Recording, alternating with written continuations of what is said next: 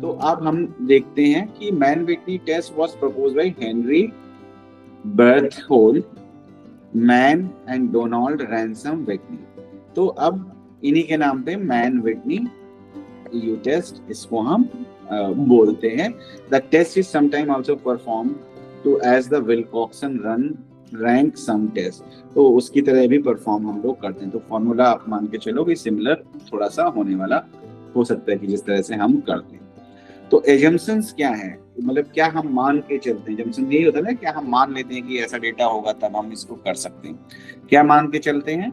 The data consist of random sample of observations x1 x2 xn1, मतलब जो भी data है x1 से लेके n तक, फ्रॉम पॉपुलेशन 1, एक पॉपुलेशन का, विद अननोन मीडियन, जिसका मीडियन हमें नहीं पता है। मीडियन क्या होता है ऑलरेडी बता चुका हूँ, वो वैल्यू जिसके ऊपर 50% है, जिसके नीचे 50% डेटा आपका है ना। तो ये रैंक जो इस तरह का जो डेटा होता है वहां पे हम यूज करते हैं इसको। तो अब क्या गया, मीडियन mx जो हमें नहीं पता है, एंड अदर रैंडम सैंपल, दूसरा एक रैंडम सैंपल हमने ले रखा है of observation y1 y2 to yn, जितना भी नंबर है इसका, from population 2 with unknown median. तो दोनों में क्या है, मीडियन आपका अननोन है, आपको नहीं पता है। दो सैंपल्स हैं, रैंडम सैंपल्स हैं दोनों, आप ये देख रहे लिखा हुआ है, ठीक, और जिसका मीडियन अननोन है।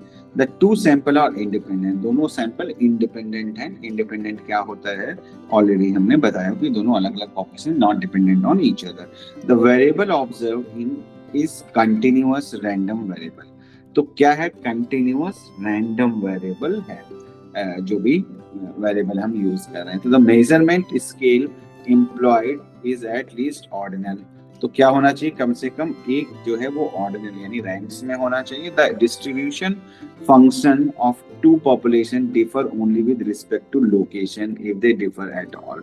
तो डिस्ट्रीब्यूशन का जो फंक्शन है, डिस्ट्रीब्यूशन मतलब जो how your data is distributed और सैंपल पॉपुलेशन इज डिस्ट्रीब्यूटेड। तो अब किस चीज में कर सकते हैं कि लोकेशन वाइज, कि भाई जैसे हम बोलते हैं ना कि एक तरफ स्विच होगा, यानी हाई की तरफ, दूसरा लो की तरफ हो सकता है अगर कोई डिफरेंस है तो, मतलब जिसमें ज्यादा हाई स्कोर्स हो सकते हैं, किसी में थोड़ा लो स्कोर हो सकता है, सिर्फ इतना डिफरेंस हो सकता है।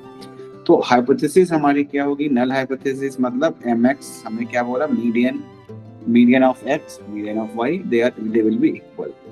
ठीक है, अगर टू साइडेड है, टू मतलब टू टेल टेस्ट आप जैसे बोल सकते हो, है ना। एंड वन साइड है यानी वन टेल टेस्ट है, तो या तो mx इज ग्रेटर देन और इक्वल टू my, और mx इज लेस देन और इक्वल टू my। यानी कि इसमें अगर हम समझें तो या तो जो मीडियन का मतलब क्या है, मीडियन का मतलब जो सेंटर की वैल्यू है। तो जो टू साइडेड में हम कह रहे हैं कि mx my दोनों यानी कि दोनों बीच में ही है, जो मीडियन है दोनों का सेंटर में है, दोनों पॉपुलेशन का।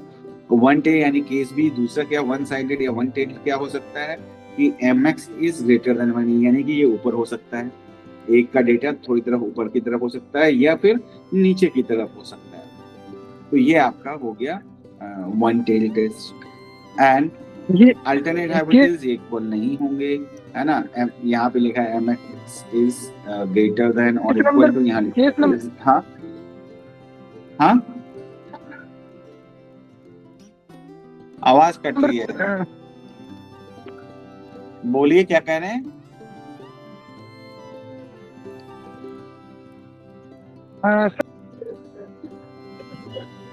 केस देखो, हेलो, हाँ जी, केस सी वन साइड, ये बताना सर दोबारा हाँ एक बार। तो हाँ सुन रहा हूँ मैं, बोलिए। ये जी मैक्स अरे ग्रेट देखो, लेस देन इज या तो इक्वल टू देखो my। mx, हाँ, या तो ये बराबर होंगे दोनों, या एक बड़ा होगा दूसरा छोटा होगा, या दूसरा छोटा होगा पहला बड़ा होगा।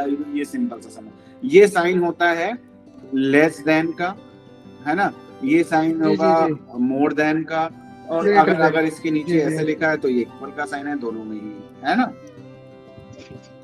तो अल्टरनेट ये हाइपोथेसिस, दोनों हाँ तो ये दोनों वन साइड में है ना सर? हाँ, वन साइड में है, या तो इस साइड में होंगे या इस साइड में होंगे, या तो mx बड़ा होगा या my बड़ा होगा। ये कह रहा है कि mx बड़ा है, ये कह रहा है my बड़ा है।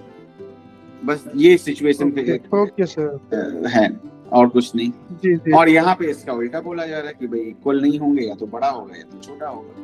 ठीक है, जैसे जी जी कंबाइन टू सैंपल्स, दो स्टैटिस्टिक यूज कैसे करेंगे, दो सैंपल्स को हम कंबाइन करेंगे, रैंक कर देंगे। मैंने पहले बोला था ऑर्डिनल डेटा है, तो जैसे मान लिया 1 2 3 4 1 2 3 4 ऐसे कुछ है, तो इन सबको एक लाइन से रख के इनकी रैंकिंग कर देंगे। रैंक 1 2 3 4 5 6 जो भी आती है हम रैंक दे देंगे। Rank all sample variations from smallest to largest, छोटा पहले बड़ा बाद में। सम द रैंक ऑब्जर्वेशन, उनको हमने उनका सम निकाल लिया है ना, तो उस कैलकुलेट करेंगे। टेस्ट स्टैटिस्टिक्स हमारी क्या होगी, S is the sum of the rank, यानी जितनी भी रैंक्स आई हैं 1 2 3 पे इनको सबको प्लस कर दिया तो वो रैंक आ गया हमारे पास। N1 आपके पास क्या है, आपका पॉपुलेशन जो है कितने टोटल है, N1 + 1 एंड डिवाइडेड बाय 2। तो अब ये हमारा हो गया टेस्ट स्टैटिस्टिक्स की। इस फॉर्मूले से हम ये मैन विटनी यू टेस्ट का जो निकालेंगे, टेस्ट का जो स्कोर है ना। तो ये 2 साइडेड 1 साइडेड डिसीजन रूल कैसे करते हैं, कब हम रिजेक्ट करेंगे, कब हम एक्सेप्ट कर लेंगे नल हाइपोथेसिस को।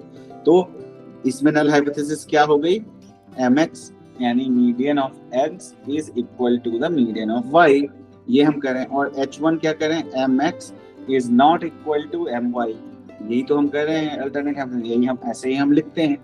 तो आइदर सफिशिएंटली स्मॉल और sufficiently large value of t, तो अगर ज्यादा है वैल्यू t की या कम है वैल्यू t की, उसके बेस पे हम इसको रिजेक्ट करते हैं।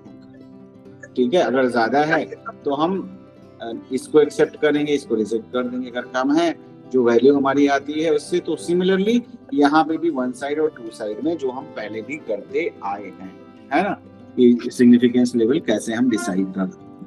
एग्जाम्पल अगर यहाँ पे कोई दिया है तो एक बार देख लेते हैं हम, है ना। We wish to see whether we can conclude on the basis of these data that two represented population are different with respect to median. Let alpha है ये is 0.05। अब ये स्कोर यहाँ पे दिया हुआ है जैसे इनको, तो table 1 PRS score of therapy for improved and unimproved. Improved subject यानी जिनमें इम्प्रूवमेंट हुआ है उनका स्कोर ये दिया हुआ है, और वो जिनके में इम्प्रूव नहीं हुआ है, यानी आपने कोई थेरेपी मेडिसिन या ट्रीटमेंट दिया और जिनमें इम्प्रूव नहीं हुआ उनके स्कोर्स ये हैं। तो स्कोर्स आपके पास आ गए।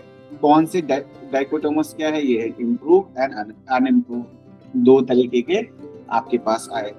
अब हाइपोथेसिस क्या है कि पहले का मीडियन दूसरे के बराबर होगा, या क्या होगा कि उसका इम्प्रूवमेंट आया है, यानी mx is greater than my, यानी कि ये ज्यादा mx का में इम्प्रूवमेंट हुआ है या इसमें किसी एक में हुआ है, हम ये मान के चल रहे हैं। तो rank all sample of the smallest to largest जो हमने बात की, तो रैंक हम कैसे कर देंगे।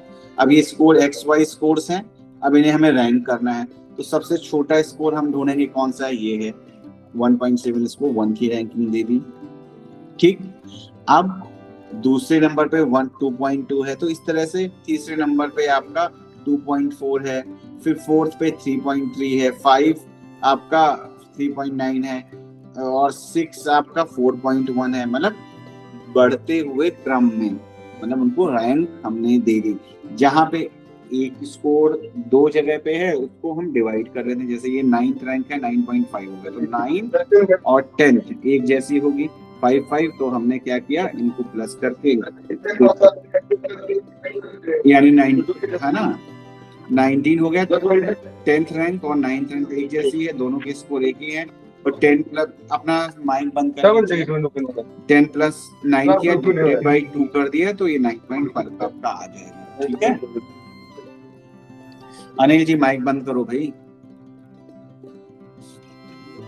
देन बाय यूजिंग फॉर्मूला, अब ये फॉर्मूला आपने कर लिया, तो सम ऑफ रैंक हमने यहाँ पे निकाल लिया, ये है आपका सम ऑफ रैंक। सारे इस रैंक्स का जो सम है वो ये है 296, तो ये आपका आ गया सैंपल साइज हमारा 17 हो गया, यानी कि 7 शायद इधर है, 10 इधर होंगे या जो भी है, तो टोटल 17 हो गया। तो यहाँ पे 17 + 17 + 1 डिवाइडेड बाई 2 143.5 आपका ये स्कोर आ गया। डिसीजन हम टेबल में देख लेते हैं जो हमारी बुक में दिया होगा मैन विटनी टेस्ट के लिए।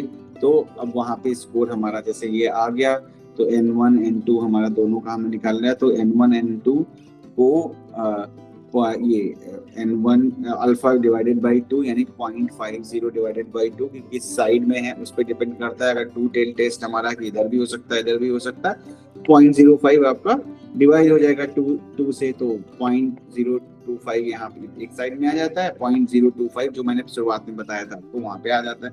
तो ये स्कोर आपका यहाँ पे आ गया। एंड अब 10 बाई, अब इक्वेशन के थ्रू हम लोग यहाँ पे कैलकुलेट कर लेंगे। ये आपका जो आया है स्कोर यानी कि T143.5 और इज ग्रेटर देन 124, तो यानी ये इससे बड़ा है हमारा जो स्कोर आया है, तो जो हमें मिला है उससे ये बड़ा है। तो इसको हम क्या बोलेंगे कि भाई सिग्निफिकेंट डिफरेंस है, क्योंकि ये ज्यादा स्कोर आया है। तो we will reject the null hypothesis कि भाई इनके बीच में डिफरेंसेस हैं और स्टैटिस्टिकली सिग्निफिकेंट डिफरेंसेस हैं। ठीक है, their conclusion there is enough evidence to support the claim that two population of parameters are different, कि दोनों डिफरेंट है हमारी दोनों की, क्या कहते हैं, दोनों की जो स्कोर्स आए हैं वो डिफरेंट है। ठीक है, तो ये आपका था मैन विटनी यू टेस्ट। तो इस नॉन पैरामेट्रिक टेस्ट में से आते हैं। तो ये और एग्जाम के पॉइंट ऑफ व्यू से आप देखें तो ये कॉन्सेप्ट बताना चाहिए उसका एजम्पशन टेस्ट क्या होता है, किस पॉपुलेशन के ऊपर यूज करते हैं या किस डेटा पे, नॉमिनल ऑर्डिनल पे यूज करते हैं, उनका कैलकुलेशन कैसे करते हैं, बेसिक एजम्पशन उसके पीछे क्या होता है। एग्जाम के पॉइंट ऑफ व्यू से आपको ये सारी चीजें पता होनी चाहिए। अगर ये आपको पता है तो आपके लिए बहुत इजी हो जाएगा एग्जाम में आंसर्स लिखना, even for certain extent to उसका आपको कैलकुलेट करना भी, अगर हम बात करें तो कैलकुलेट भी कर सकते हैं। ठीक है, ये है लार्ज सैंपल अप्रोक्सीमेशन, इसको हम छोड़ देते हैं। ये टेबल दिया हुआ है यहाँ पे, यही टेबल हम उठा के हमारी बुक्स में दिया होता है, टेबल्स दी होती हैं। इवन अगर एग्जाम में भी आप क्वेश्चन का आंसर्स लिखते हैं तो ये टेबल प्रोवाइड की जाती है if needed in your statistical calculation. तो अगर आपके पास कोई क्वेश्चन आता है तो ये एग्जामिनेशन जो करवाते हैं उनकी रिस्पॉन्सिबिलिटी होती है कि टेबल्स जो भी हैं, टी टेबल, जेड टेबल, वो आपको दी जाए। ठीक है,